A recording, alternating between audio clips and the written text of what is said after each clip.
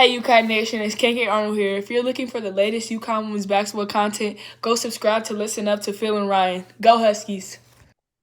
Phil and Ryan, listen up. Thank you, KK Rye. A beautiful game recap because look, not only another blowout win, final score 168 UConn over Ohio State.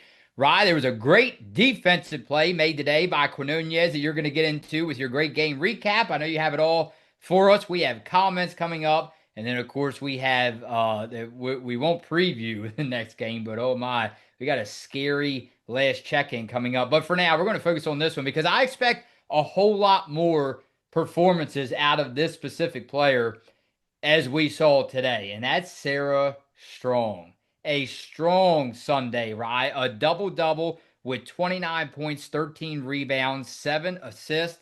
And hey, that's why UConn got her. That's why she committed to UConn. Again, I expect to see a lot more performances out of her this year just like that. Yeah, both teams really came out ready to play in the first quarter. A lot of fireworks early on offense. Ohio State made a couple of nice shots to start the game, and then UConn would come back and answer on the other end. Sarah Williams, she always finds a way to get involved to start the game and get us started on offense. Ashlyn Shade made two three-pointers. Nice to see the ball go through the basket for her. I think that gave her a little bit more confidence, and she played the best game of the year so far on offense for her. So that was good to see. Jelani Cambridge came into the game for Ohio State, averaging 20 points on the year. And right away, we saw why with her shooting ability. And her sister, Kennedy Cambridge, knocked down three three-pointers to give Ohio State a little boost. Blanca Quinonez, one of the first subs to come off to the bench, along with Kaylee Heckel. And Blanca made her presence known right away, scoring 7 points with some nice layups. Very entertaining start to the game with both teams having a scoring frenzy. Now, it changed a little bit in the second quarter. Sarah Strong has just been everything so far for this team. It's really amazing to watch her play because she can do, like I said before, anything on the floor. You name it, she can execute it. Full court passes, taking the ball from one end to the other and scoring it, hitting three-pointers, perfect passes. We saw it. We saw everything from her today, and she's just a wrecking ball when she drives from the top of the key to the basket. AZ Fudd finally got a shot to fall in that second quarter, and she would make three three-pointers in the second. UConn went on a 10-2 run to help them build a double-digit lead, and after that, it was pretty much all Huskies to close it out. Ohio State went on a cold run. They went cold from the floor in the second quarter. UConn did a good job from tightening up their defense. They didn't allow any second chance opportunities, a lot of one and outs from Ohio State on offense, and they forced the Buckeyes to turn the ball over, which really killed them in this one. Huskies 20-point lead going into the break, and I really thought UConn did a good job staying consistent this game. Much better job on defense, the offense, much better job on offense, and the defense forced a lot of turnovers. And this is the best game by far, in my opinion, from UConn in terms of playing through all four quarters with consistent play. And it was definitely Sarah Strong's coming out party, tying a career high in points with 29 and a double double. She almost had a triple double in this game. Definitely making a case for player of the year. Sarah Williams, another solid performance inside the paint, 12 points for her. AZ Fudd knocked down a total of four three-pointers. She had 19. And how about Blanca Quinonez in her second game of the year, scoring 19 points today, I believe, from her. Blanca Quinonez. Yeah, she looks spectacular today, and she's gonna be something special going forward. And like I said, great game overall on both sides of the floor for UConn. Very, very dominant win today. Rye, we'll save it for later this week because obviously I saw a lot of comments. Thank you, everyone, by the way, for coming through. Rye, our beautiful subs are coming through days after we post videos. We love that a whole lot because I was not even aware, right? You and I had a nice dinner last night together, but when you left, I started to look at some more comments on our last video. And thanks to our beautiful subs, our supporters. They updated me before I could even check the scoreboard of what Michigan was doing, right? And I thought to myself, oh my goodness. So what is it that you like? Not only they defeated Ohio State today, but hey, you mentioned consistency in all four quarters. Again, we won't get into it right now because we're going to hit the stat sheet here like I always do. But just your quick take on how important it is to see this kind of performance because they're going to need it coming up later this week, and you know exactly what I'm talking about.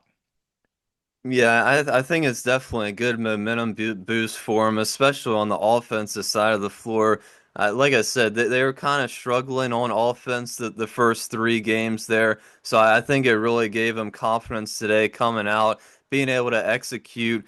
Sarah Strong, obviously a big part of that. But like I said, Ashlyn Shade had her best game on offense so far this year. I thought AZ Fudge struggled a little bit earlier in the game, but eventually knocked down some shots. Even though she had 19, I would like to see her try to get involved a little bit more, trying to make herself more open and available on the floor. And Blanca Quinonez, if she keeps coming into the game like that and scoring at will, being aggressive, it's going to turn out great for this team. So they're definitely going to need that type of performance again on both sides of the floor on Friday. And you mentioned Ohio State turned it over today, Rod, 24 times. That's not going to get the job done against UConn. So that was a good stat you pointed out. Pretty solid day today for UConn, that is, from the 3-point line, right? 12 to 27, about 44%. So you're right. Things are looking good. Ryan, I know you have a message for them. This is incredible. The sub count, they listen to you. Hopefully they keep on listening to you. Sub count went up to 3.26. Yeah, we definitely appreciate that. Like, comment, and subscribe as always. And yeah, we definitely appreciate the support so far this season coming through. It's been a great start to the season so far. Comments from Uconn Huskies last check-in versus Ohio State. They came through very well. Paul said, UConn's main competition at better hope Blanca doesn't reach her potential. It is off the charts. It could help land a title if it happens for this year. How about next year with Blanca, Sarah, Olivia on the front line, and Jana? Blanca doesn't need to score 15 points to be a great player. She does so many things. And that was 2 days ago, Rye. And look at the kind of performance she had today. Wow. Yeah, I think she does a lot of things throughout the game that go unnoticed, but if she can score 18 points every single game or even 10 points, it's going to have a huge effect for this team. But yeah, if she keeps playing like that throughout the whole year, it's going to be amazing for this squad coming off the bench like that, giving them energy and that extra spark and boost to this offense. And like they mentioned as well, on defense, she can rebound. Great defender. I think she looked great out there, both sides of the ball. So I think going forward, she's going to have a huge role on this team and probably is going to come into the game with Kaylee Heckel as one of the first subs off the bench. This comment was trending high all week long since we posted the video. Thank you, Rio Buff, for coming through. It looks like this Uconn team will be defined by its defense. That probably won't be enough when they go up against the better clubs, so they must find their groove on offense. Meanwhile, the way Hannah Hidalgo is tearing it up, the January 19 matchup against Notre Dame deserves a big red circle on the calendar. Ryan, where's your red highlighter? Yeah, well, certainly we have one circled on Friday coming up, and luckily for UConn, they get to play both Michigan and Notre Dame this year. So obviously the big three games, I think, out of conference is Michigan, Notre Dame, and Tennessee. I think those are definitely on paper the three toughest matchups for UConn. But so far this year, I mean, we've had to play Louisville, which was a great win to open up the season. And Ohio State performed a little bit better, especially in that first quarter. And, UConn being able to withstand their offensive attack in that first quarter. And especially, like they pointed out, the defense isn't always going to be able to pick up and win every game. At some point, they had to get the offense going. So that was definitely the key for them today. And hopefully they can keep that rolling going into the next game. Hey, again, drop your letter, drop your email in the mailbag, and we promise we'll get back to you as soon as possible. Right? If they want to come on with us, drop your email in the mailbag. Jason, let's bring it a point to bring Jason on in December. We owe him one because, man, we said we'd bring him on, and that's my fault. We said we'd bring him on during the off season, and then we said the regular season. So let's make it a point. Jason, let us know which game recap. Maybe Rod, Jason could fill in for me on one of the recaps I missed. So Jason, we would appreciate that a whole lot. So Rye is not stuck by himself. Jason said, I'm still trying to figure this Huskies team out. They have not played any real talent as of yet. So I would just roll with it and say the Huskies win 85-62. Nothing like throwing spaghetti at the wall and seeing what sticks. Peace, fellas.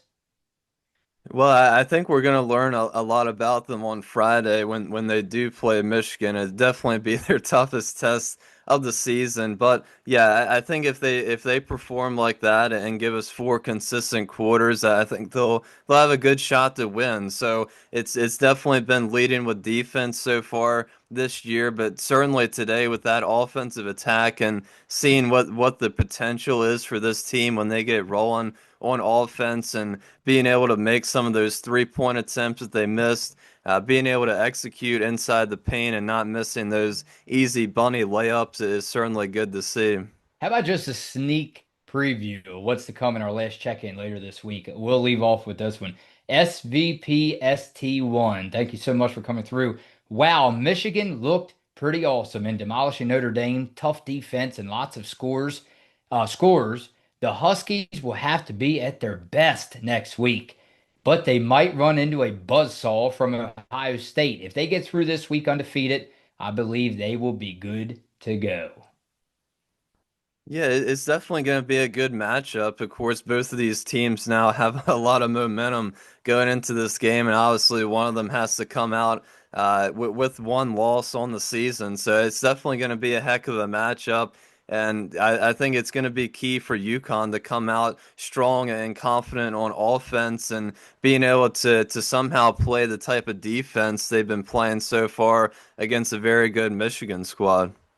All right, right from Uconn again. Final score 168. Uconn all over the Ohio State Buckeyes. Huskies improved to 4-0. Ohio State 2-1. And for Alston and Anita running the sticks, thank you so much. That's Ryan Runner. I'm Phil Becerra saying a good evening from Frederick.